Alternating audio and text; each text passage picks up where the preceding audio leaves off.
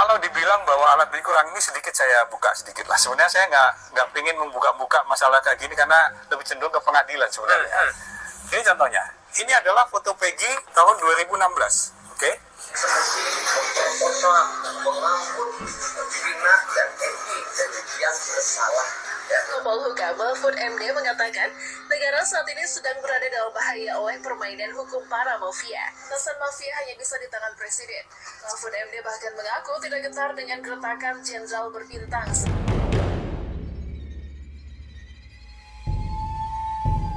Oke guys, di video kali ini kita akan mendengarkan kesaksian dari Bapak Mahfud MD yang pernah diancam oleh seorang jenderal bahwa Indonesia itu sedang tidak baik-baik saja mengenai hukum. Dan siapakah sebenarnya yang bisa memberantas dari mafia ini? Dan di sini pun ada kesaksian dari seorang yang bernama Pak Syarif yang beropini bahwa Peggy Setiawan itu anak pungut Pak Cecep dan merupakan anak asli dari Bapak Sunjaya. Dan ada kesaksian dari polisi juga yang menceritakan bahwa ini loh seseorang yang merupakan pelaku asli dari pembunuhan, ya, yaitu Peggy Setiawan yang asli, karena ada bukti-buktinya dan di mana ada 19 orang yang bernama mirip Peggy Setiawan, tetapi paling mendekati pelaku itu ialah Peggy Setiawan yang kulebang. Kita langsung aja ke videonya dan kuy.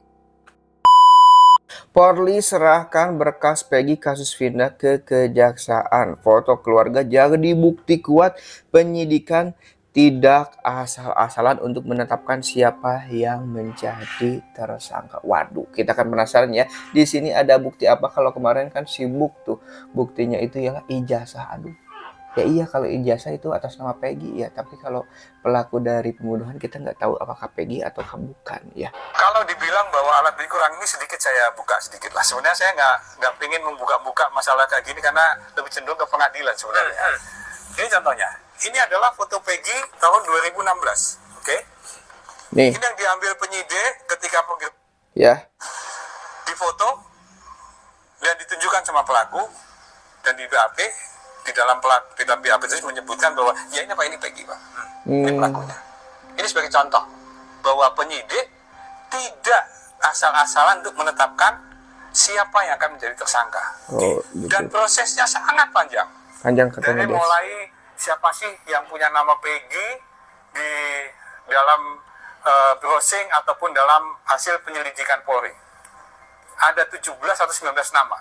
19 satu persatu nama dikupas, satu persatu dalamin, satu persatu dijadikan alat bukti. Sampai akhirnya ketemulah ini di satu tempat di Kabupaten Bandung. Kalau dibilang bahwa alat bukti kurang, ini sedikit Bandung, di mana, mohon maaf Bu, bapaknya Peggy itu memperkenalkan Peggy di tempat kosnya dia bukan sebagai Peggy, tapi sebagai Robi, yang dibilang adalah keponakan dia. BAP juga udah kita ambil. Oke. Tanda kutip, tanda tanya. Kalau emang itu anaknya, kalau emang itu tidak ada masalah, kenapa harus pakai nama yang lain? Sekarang baru bilang itu anak saya tidak bersalah. Boleh.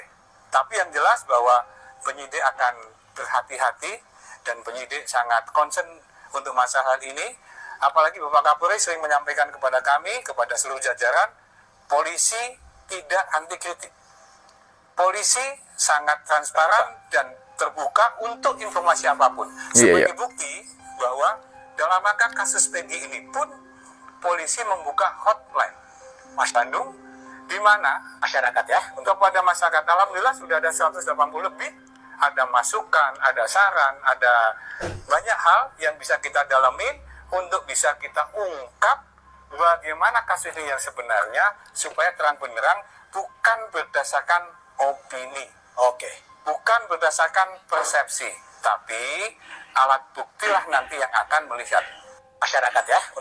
Jadi katanya guys bahwa ada 18-19 orang katanya yang namanya mirip Peggy. Kenapa Peggy dituduh sebagai pelaku? Karena kebetulan pada saat itu Peggy memiliki nama samaran yaitu Robi. Ketika ayahnya Peggy itu memperkenalkan ke sosok wanita bahwa ini ponakan aku loh namanya Robi. Dan dimana sosok wanita ini merupakan gebetannya atau istri mudanya. Waduh, ya iyalah ya. Namanya pria ya. Biar gak ketahuan ngebohong gitu.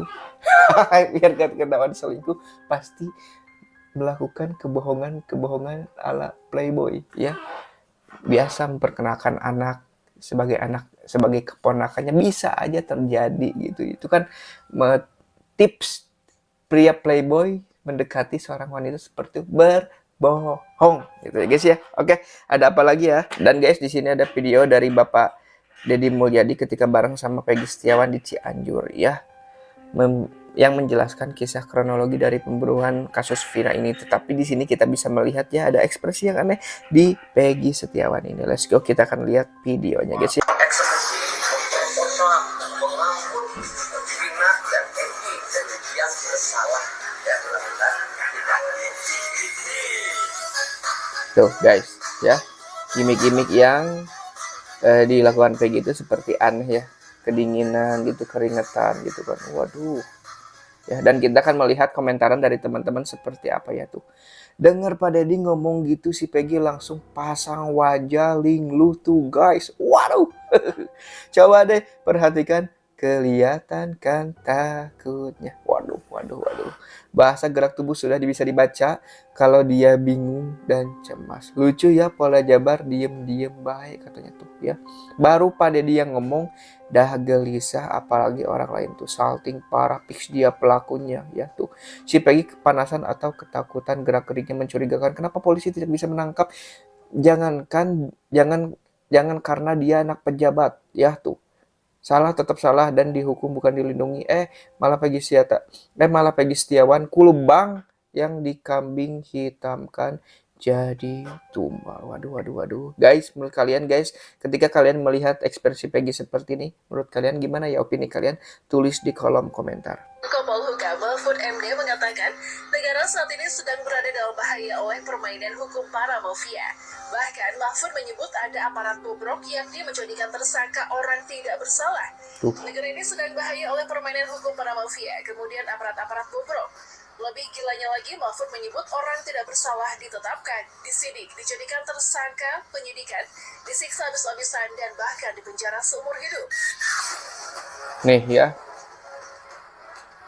Menegaskan memberantas mafia hukum tidak bisa hanya di tangan menteri. Pemberantasan mafia hanya bisa di tangan presiden. Sebagai mantan pejabat dalam kursi pemerintahan, Mahfud MD sudah pasti mengetahui jika dalam kasus kematian Vina ini melibatkan campur tangan oknum aparat. Sepintas menjadi acuan dari mantan Menko Polhukam tersebut, Mahfud MD bahkan mengaku tidak gentar dengan gertakan jenderal berbintang sebanyak. lihat guys, ini pengalaman dari Bapak Mahfud MD ya, bahwa Indonesia sedang tidak baik-baik saja ya. Dan siapa yang bisa mengatasi kasus mafia ini, bisa membunuh gerak-gerik dari mafia ini ya presiden katanya tuh. Dan Bapak Mahfud MD ini juga pernah mengalami ancaman dari seorang jenderal. Waduh. Berarti ada kemungkinan ya guys ya. Kemungkinannya apa bang? Aduh, aku juga nggak tahu tuh kemungkinan apa. Berarti ada indikator ya, oknum sebagai jenderal yang bisa mengancam mengancam seorang Mahfud MD ya. Waduh. Nah guys, di sini ada video dari kesaksian Syarif Maulana Rudiansyah. Tuh kesaksian dari Raden Syarif Maulana Rudiansyah tentang Pak Cecep dan Peggy ya, bahwa Pak Cecep ini ialah supir Sunjaya dan Peggy itu anak pungut, yang dimana Peggy ini dititipkan ke Pak Cecep. Anak Pak Cecep itu bang, ya itu kan diakui. Sebenarnya itu dititipin. Pak Cecep itu supirnya Pak Sunjaya. Pak Cecep itu supirnya Pak Sunjaya. Pak Cecep itu supirnya Pak Sunjaya. Pak Cecep itu supirnya Pak Sunjaya. Kalau Peggy Setiawan itu nggak punya motor, terus dia tukang ojek, terus ojeknya pakai motor apa? Ya, gitu. Pak Sunjaya aja punya mobil, ya kan, rumahnya mewah.